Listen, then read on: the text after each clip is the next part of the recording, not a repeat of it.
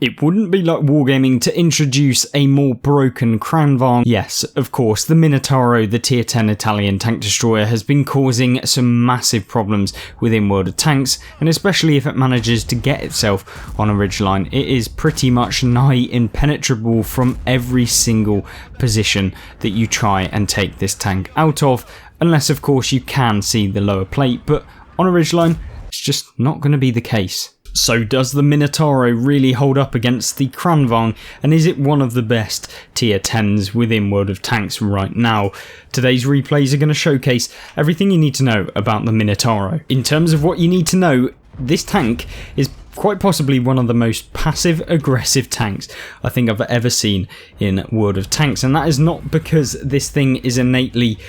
slow, it's not because it is super kind of boring, it's just purely because of the fact that this thing is predominantly based around the fact that you have to push forward to be able to consistently deal the damage, because if you are not at the front line, this thing is not able to snipe. It is not your traditional tank destroyer. It is all about being up close and personal. To all intents and purposes, the Italian tank destroyers play a lot more like heavy tanks than they do traditional tank destroyers within the game, because not only do they have the armour to back themselves up, but they also have the firepower. And in fact, most of these tanks that you're seeing coming out recently have been based upon just having higher alpha, reduced DPM, increased armour, and then you're reliant upon positioning and just making sure that the game kind of allows you to have the game that you're predicting, or at least wanting to get within World of Tanks. And unfortunately, it's kind of how it's been going for probably the last year, or at least 2 years in World of Tanks, whereby you're very much limited by how well you can do sometimes with the newest tanks, because you genuinely just don't have the DPM to impact the game throughout, and so you have to await upon those games where everything works out very well and you're able to kind of push forward, and this gameplay in the background is exactly that. Now then, what is so special about the Minotauro? Well, I mean, from the start you can see that the armour model was crazy, especially when getting into a ridgeline, whereby pretty much anyone, including the 121 over there, is just not going to have any chance of penetrating this vehicle because he cannot see the lower plate,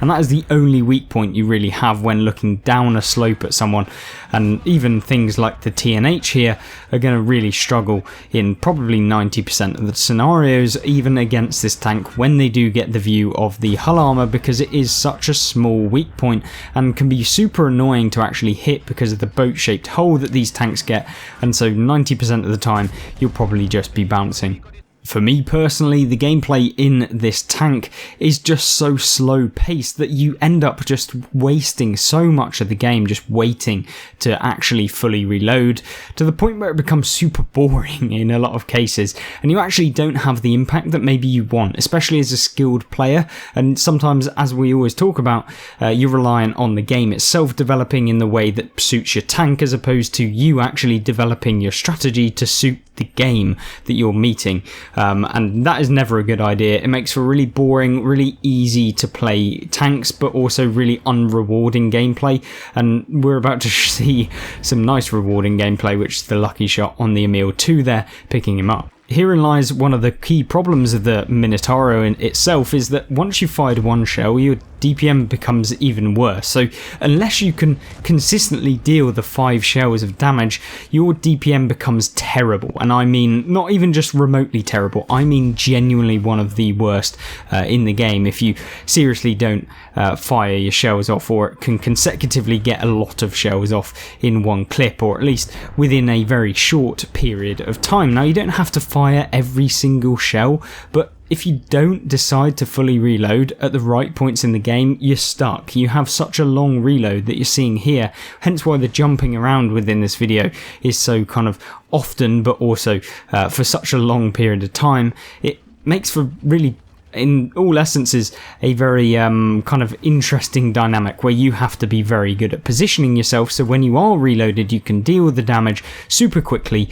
well, to your best of your ability, given the fact that you have a 5-second intricate reload, but we can forget about that anyway. But with the T110E3 pushing forward, you can see a very aggressive gameplay style is preferred when you're playing in this vehicle, because if you can get up close and personal, as we talked about, the lower plate is super difficult to actually be able to pen, and if an E3 is trying to hit you with a non-turreted tank,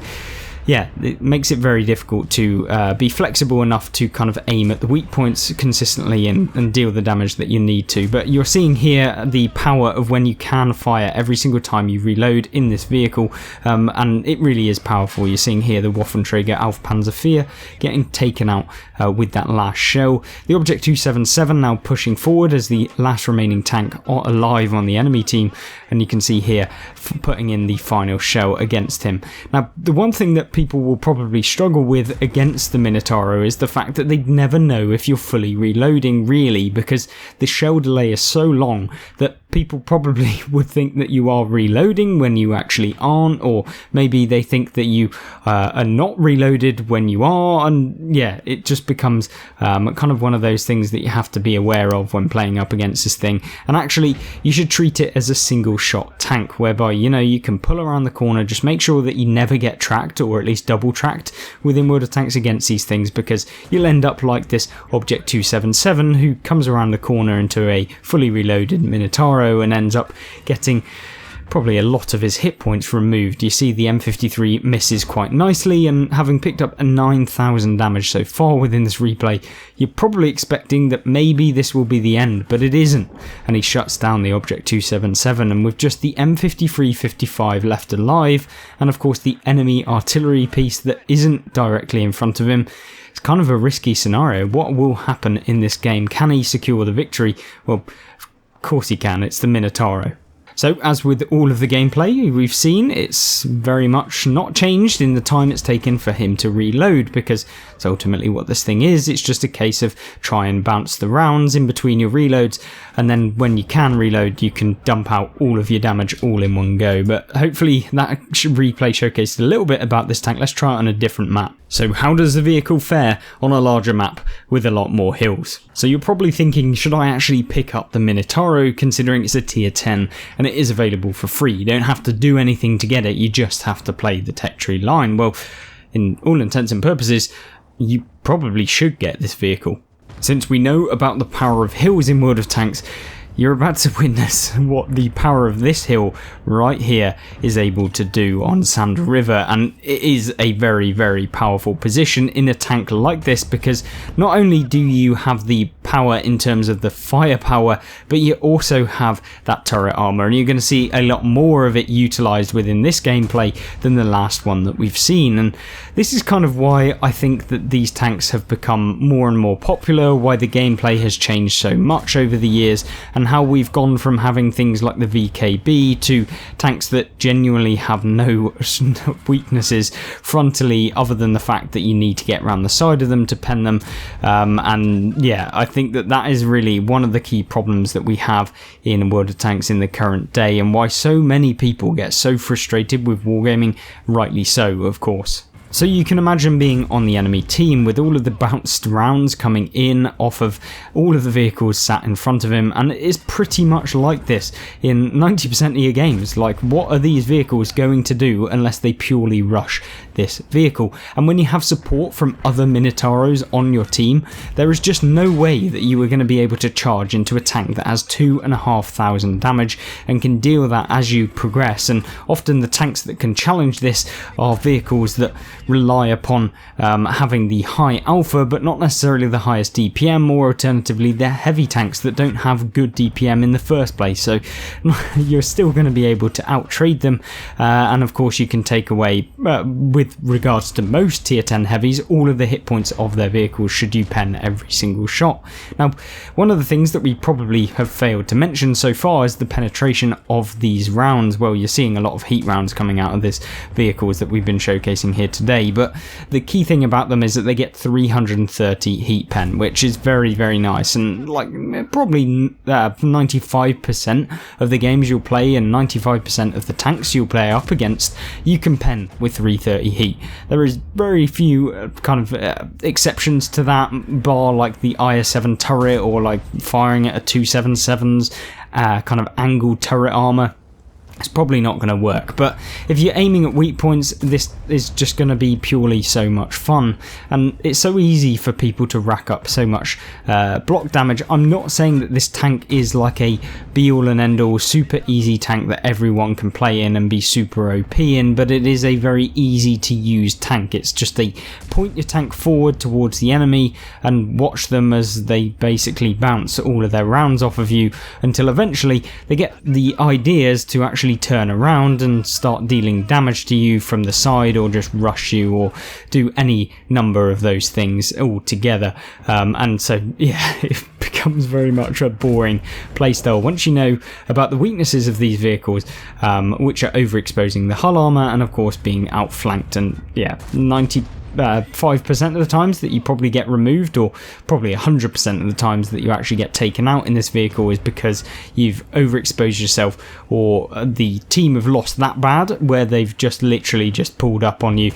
from behind or straight from the front. You can see here the aggressive push that you can do in the Minotauro, and both of these games that we've showcased thus far have all been very aggressive. This tank is not a sniper. It is a tank destroyer only in namesake. It is a heavy tank